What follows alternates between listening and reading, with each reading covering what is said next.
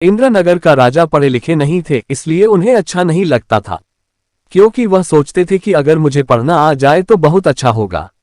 इसलिए राजा ने सोचा कि मुझे अब से ही यह निर्णय लेना होगा।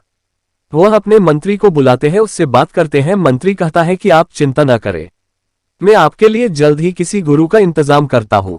राजा ने कहा कि वह गुरु बहुत ज्ञानी होने चाहिए। ये सुनकर मंत्री कहते हैं कि आप चिंता न करें, ऐसा ही होगा। मंत्री अच्छे गुरु की तलाश में जाते हैं। ये तलाश 2 दिन बाद पूरी होती है। एक गुरु आते हैं, वह राजा से कहते हैं कि यह गुरु बहुत ज्ञानी है, इन्हें बहुत ज्ञान है। राजा कहते हैं कि इन्हें हमारे महल में ठहरने के लिए पूरा इंतजाम किया जाए। अगले दिन गुरु राजा को ज्ञान देने के लिए पढ़ाना शुरू करते हैं। जब 1 महीना बीत जाता है, राजा को कोई भी ज्ञान नहीं मिल रहा था। वह परेशान थे, क्योंकि गुरु तो उन्हें पढ़ा रहे थे मगर उन्हें कुछ भी नहीं आ रहा था। राजा ये बात गुरु से नहीं पूछ सकते थे, क्योंकि वह बहुत ज्ञानी थे। राजा ने ये बात अपनी पत्नी को बताई। उसके बाद पत्नी ने कहा कि यह बात आपको गुरु ही बता सकते हैं कि ऐसा क्यों हो रहा है।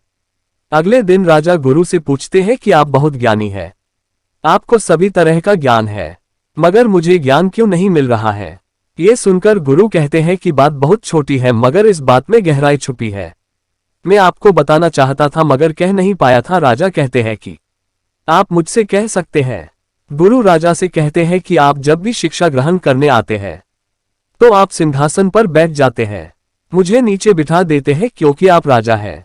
यही अंतर है। अब राजा को समझ आ गया था, जब तक वह बड़े होने का घमंड दूर नहीं करते हैं, उन्हें ज्ञान नहीं मिल सकता है। उस दिन से राजा ने गुरु को ऊपर का स्थान दिया।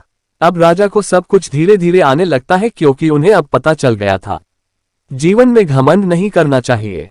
अगर आपको ये कहानी पसंद आई है तो शेयर जरूर करें।